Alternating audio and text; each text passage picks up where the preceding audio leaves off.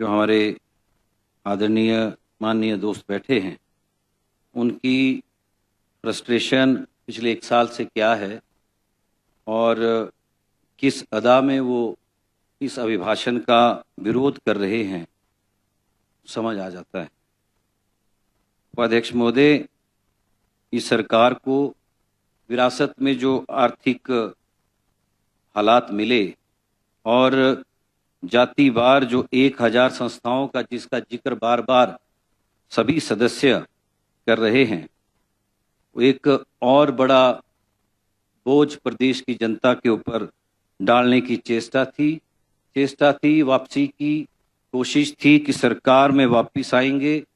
इन्होंने जो कुछ भी किया जा सकता था, 4 साल सरकार ने कुछ नहीं किया। लास्ट के 6 महीने में इनको 1000 संस्थाओं के ऊपर फोकस करके 10,000 करोड़ रुपया गाड़ी कमाई प्रदेश की जनता की, जिसमें इन्होंने इस बात को भी समझने की कोशिश नहीं की कि प्रदेश के अंदर जो कर्मचारी, जो मजदूर, जो पीडब्ल्यूडी में है, आईपीएच में है, किसी दूसरे महकमे में है, कि उसका जीवन कैसे कटता होगा, कैसे उसकी जीवन की सांझ कटती होगी, कैसे वो अपने परिवार का पालन पोषण करता होगा, जो लगातार सालों सालों से संघर्ष में रहा, जो मांगता रहा इनसे कि हमें ओल्ड पेंशन स्कीम दो, लेकिन हमारी विरोधी पार्टी इस विषय के ऊपर आज भी दही जमा हुआ है मुंह के ऊपर, एक शब्द नहीं बोल पाते। कहीं से चाचाओं का, कहीं से भतीजों का जिक्र जरूर बीच में ले आते हैं, जिससे ये साबित करने की कोशिश होती है कि ओपीएस लागू नहीं हो रहा है। पीड़ा, छटपटाहट जो नजर आ रही है, उनको ये नजर आ रही है कि प्रदेश की सरकार ने ऐसी हालत में, जिस हालत में इन्होंने प्रदेश को पहुंचा दिया था, उसके बावजूद भी इस गारंटी को पूरा करने की हिम्मत कैसे दिखाई। ये कहां से हिम्मत आई माननीय मुख्यमंत्री के अंदर, ये कांग्रेस के अंदर कहां से हिम्मत आई? ये हिम्मत आई विचारधारा से, ये हिम्मत आई उस विरासत से जो महात्मा गांधी, जो जवाहरलाल नेहरू, जो इंदिरा गांधी, जिनको लेकर इनके नेता आज ऐसा इतिहास बनाना चाहते हैं जिसमें 75 सालों के अंदर कांग्रेस पार्टी जहां चंद्रमा तक इस हिंदुस्तान को ले गई, जहां आईआईएम, आईआईटी और इस तरह के संस्थान खोले, जिसके ऊपर आज भारत चमकता हुआ पूरा विश्व के अंदर दिखता है, जिसकी वाहवाही लूटने के लिए ये विदेशों के अंदर चक्कर काटते हैं, सूट बदलते हैं। जहां कुछ नहीं होता था जिस हिंदुस्तान के अंदर, आज बड़े बड़े मंदिर और बड़ी बड़ी प्लानिंग करके आज मात्र वोट बटोरने की कोशिशें हो रही हैं। आज जिस तरह का अभिभाषण माननीय महामहिम के द्वारा हुआ है, ये रियलिटी के ऊपर है। इसमें पूरी तरह से व्यवस्था परिवर्तन चौथी लाइन पे लाया गया है, ये ठोक बजा के लाया गया है। ये कोई वैसे नहीं लाया गया कि पिछले पेज पे लाया गया है, ये पहले पन्ने पे लाया गया है और ये व्यवस्था परिवर्तन की बुनियाद है। अभी तो आगाज है, अभी तो शुरुआत है, अभी इतनी तकलीफ होना शुरू हो गई, अभी तो बड़ा लंबा सफर है, अभी तो भ्रष्टाचार के बहुत से मामले धीरे धीरे सामने आ रहे हैं। इस लेवल पे था, सोचकर पसीने आते हैं। उपाध्यक्ष महोदय, चाय की दुकानों में भी इनके राज में नौकरियां बंट रही थी। चाय की दुकान में, सर्विस सिलेक्शन बोर्ड में पिछले कल भी गिरफ्तारियां हुई हैं, अभी और लंबी गिरफ्तारियां होने की फहरिस्त बनी है। कोई आसान मामला था क्या? आप जरूर बेरोजगारों की आवाज को सदन में अपने राजनीतिक महत्वाकांक्षा के लिए उठा सकते हो, लेकिन जो बुनियादी स्तर के ऊपर गलतियां पिछले 4 सालों के अंदर बेरोजगारों से बेरोजगारी को निपटते हुए की गई हैं, उन गलतियों को रेखांकित तो कर दीजिए, उनके ऊपर बात तो कर दीजिए कि कहां गलती हुई इस व्यवस्था के अंदर। अगर व्यवस्था परिवर्तन की बात हुई, माननीय मुख्यमंत्री ने सर्विस सिलेक्शन बोर्ड को भंग किया, सितंबर के महीने में नया चयन आयोग गठित हुआ। हम उम्मीद करते हैं कि पारदर्शिता आएगी, हम उम्मीद करते हैं पोर्टल के ऊपर सब कुछ होगा और ये पेपर रहित जो विधानसभा माननीय बुटेल जी के प्रयासों से इस हिमाचल प्रदेश के अंदर आई, उसी तरह से हिमाचल प्रदेश के बेरोजगारों को कम से कम चाय वालों को तो नहीं पूछना पड़ेगा, कम से कम हमीरपुर के सर्विस सिलेक्शन बोर्ड के बाहर की चाय की दुकान में नौकरियां तो नहीं बटेगी। इस बात के ऊपर सरकारों को विचार करने की आवश्यकता है। हमें खुशी है कि हमारे मित्र इस पे अपना अभिभाषण में अपना विरोध जता रहे हैं। 42 पन्ने हैं, पढ़ते पढ़ते समय लगा, लेकिन इतना तो जरूर है कि राजस्थान की सरकार ने जिस तरीके से ओपीएस को वापस लिया, जिस तरीके से केरल में, जिस तरीके से कर्नाटक में वहां की सरकारें अपने जनता के नुमाइंदों को साथ लेकर दिल्ली कूच की बात कर रही है, ये आने वाले समय के लिए, लोकतंत्र के लिए ठीक नहीं।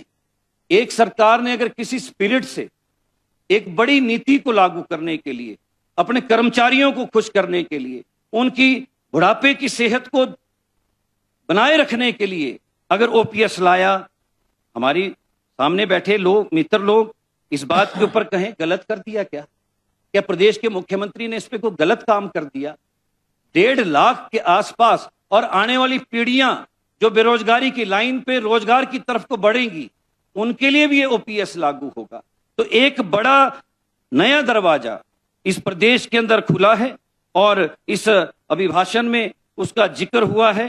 तंग हाली के बावजूद भी इसको स्थापित किया गया है। ग्रीन कॉरिडोर के साथ साथ जो 50% अनुदान देकर बेरोजगारों को प्रोत्साहित करने के लिए ई टैक्सी, ई बसेस की सुविधाएं जुटाने की बात की गई है, उसको लेकर प्रदेश की सरकार आगे बढ़ रही है।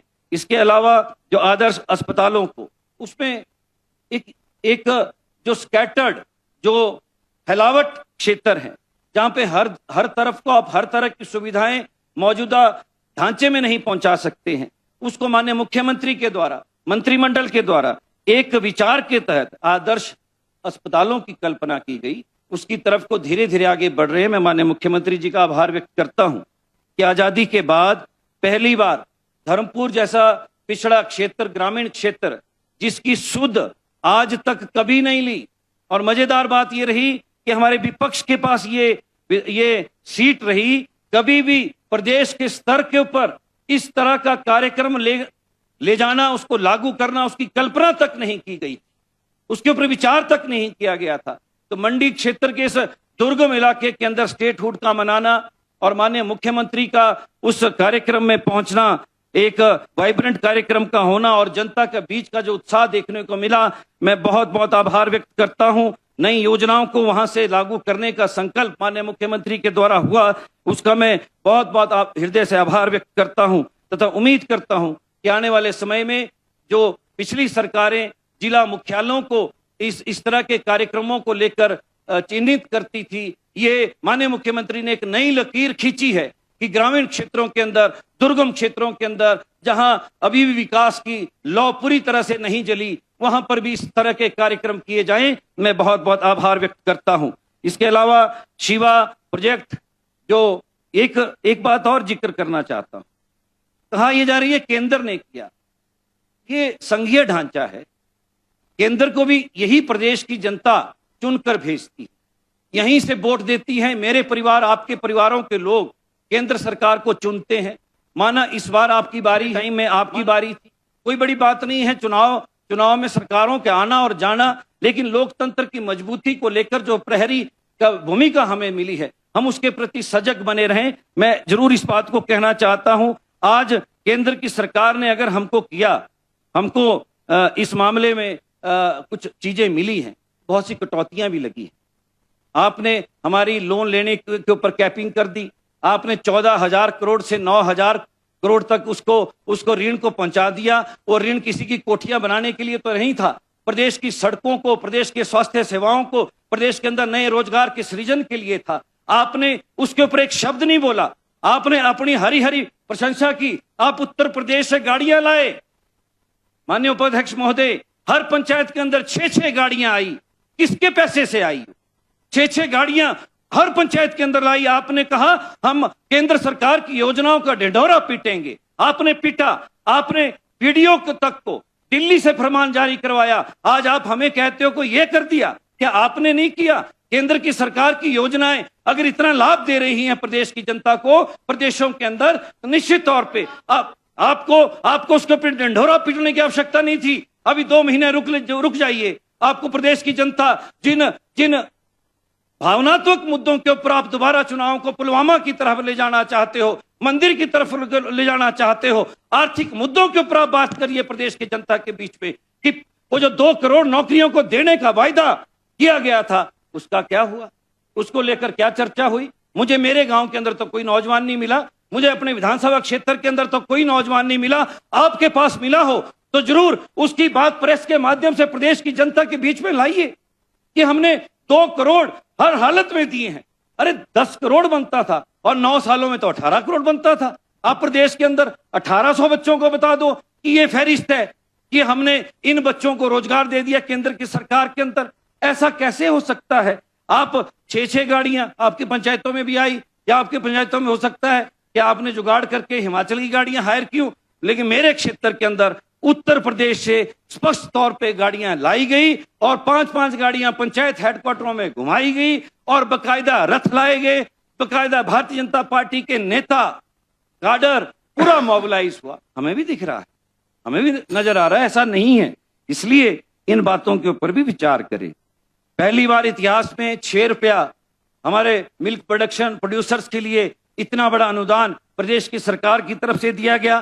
क्या यह व्यवस्था परिवर्तन नहीं दिखता? किसी मुख्यमंत्री ने हिम्मत नहीं दिखाई। माननीय मुख्यमंत्री जी ने यह हिम्मत दिखाई। 14 मोबाइल वैन अब गांव-गांव के हर ब्लॉक के लिए खरीद ली गई हैं, पहुंचाई जा रही हैं। ये भी आपको नजर नहीं आया होगा। इसके साथ साथ 102 ऑटोमेटिक मिल्क कलेक्शन सेंटर प्रदेश के अंदर संचालित किए जा रहे हैं, आपको नजर नहीं आए। हिमाचल प्रदेश के अंदर पहली बार हुआ कि 24 करोड़ रुपया हमारे रूरल डेवलपमेंट के अंदर पंचायतों को बनाने के लिए दिया गया। 20 करोड़ रुपया उनके रिपेयर के लिए जारी कर दिया गया। ये वन मित्रों के लिए 2000 की संख्या, हिमाचल प्रदेश के बेरोजगार बच्चों के लिए एक नई खिड़की खुली है। इसके अलावा प्रदेश के अंदर 2200 करोड़ रुपए का एक बड़ा पूंजी निवेश हिमाचल प्रदेश के अंदर 1 साल के अंदर आया है, जहां पर आप पूरी कोशिश कर रहे हो। हम जानते हैं आपकी बैठकों में भी अपने काडर को जिंदा रखने के लिए अब तो जारी है सरकार।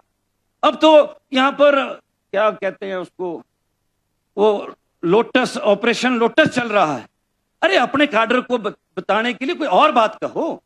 ये सरकार माननीय मुख्यमंत्री के नेतृत्व में 5 साल पूरा करेगी, हर हालत में और मजबूती के साथ पूरा करेगी। आप देखते रहिए। आप अपने काडर को हमेशा भ्रमित रखकर आगे बढ़ाने की कोशिश करते हो। इसके अलावा जो विधवाओं को और एकल नारी को माननीय मुख्यमंत्री जी के द्वारा बच्चों के बाद जो अनाथ बच्चों को सुखाश्रय जो जिनको स्कीम के अंतर्गत लाया गया, पहली बार एकल नारी के बारे में, विधवाओं के बारे में एक संवेदन व्यक्ति के द्वारा जिसका नेतृत्व माननीय मुख्यमंत्री कर रहे हैं, उनके द्वारा ये योजना लागू की जा रही है। 1.5 लाख रुपया उनके लिए लाया गया है और 1,30,000 से 7 लाख, धन्यवाद तक नहीं। 4,000 रुपए से 1 लाख रुपया करना है, धन्यवाद तक नहीं। आपके हर विधानसभा क्षेत्र के अंदर जिस युद्ध स्तर के ऊपर काम हुआ, अब तो छुटपुट जो आपकी आपत्तियां या दिक्कतें होंगी वो सब विधानसभा क्षेत्रों के अंदर आपदा से पहले भी रहती हैं। ऐसा नहीं है कि दिक्कतें कभी खत्म हो जाएंगी, स्थापना करने के लिए हम सब यहाँ बैठ गए, ऐसा नहीं है। दिक्कतें हमेशा रहेंगी, लेकिन आपको धन्यवाद भी कहना चाहिए। जिस वक्त में आप माननीय मुख्यमंत्री के पास जाते हो अपने क्षेत्र की योजनाओं को लेकर और जिस बड़े हृदय के साथ आपके साथ वो बात करते हैं और आपकी योजनाओं को, आपके कागजों को निपटाते हैं, धन्यवाद का भी एक जेस्चर है ये, बाकी तो कुछ भी नहीं है। अगर नहीं करना है तो आपकी मर्जी है, लेकिन ये जेस्चर है, इसको भी आप अदा कर दीजिए। इसके अलावा जो अमृतसर, शिमला तथा अमृतसर कुल्लू ये जो एयर कनेक्टिविटी है जमीन पे उतर चुकी है, आपको बताऊं मैं। इसके अलावा जो तकसीम, निशानदेही, इंतकाल, दुरुस्ती, ये जो निश्चित अवधि में खामियां हो सकती हैं, मैं फिर कह रहा हूं माननीय सदस्य। इसके अलावा जो 91,000 मामले राजस्व अदालतों में अक्टूबर के बाद से निपटे, अक्टूबर से बाद निपटे, और मेरा कोई व्यक्तिगत मामला नहीं है, मैं आम बात कर रहा हूं, मैं आम जनता की बात कर रहा हूं।